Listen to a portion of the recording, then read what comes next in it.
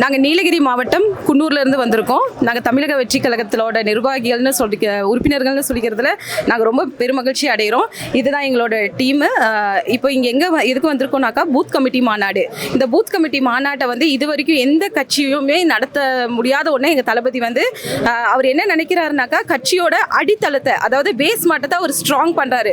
ஒரு பில்டிங் ஸ்ட்ராங்காக நிற்கணும்னா எப்படி அந்த பேஸ் மாட்டம் எப்படி ஸ்ட்ராங்காக நிற்கணுமோ அந்த மாதிரி நம்ம தளபதி யோசிச்சிருக்காரு. இந்த மாதிரி யோசிச்சது அவரை தவிர வேறு யாராலங்க முடியும்?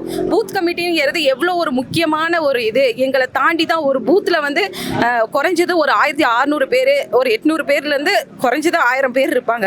இந்த 1000 பேர்த்த ஒவ்வொரு பூத்துலேயும் கிட்டத்தட்ட 68 பூத் கமிட்டி இருக்குது தமிழ்நாட்டிலேயே.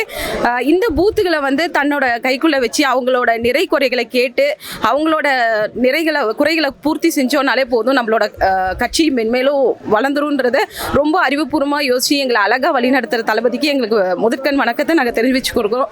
எங்கள் பூத்து ஆளுங்களுக்கும் ஒரு மதிப்பு கொடுத்து, எங்களுக்கும் ஒரு மாநாடுன்னு ஒரு மதிப்பை கொடுத்து எங்களை ஒரு மாநாட்டுக்கு அங்கீகாரம் கொடுத்ததுக்கு எங்களோட தளபதிக்கு ரொம்ப நன்றி.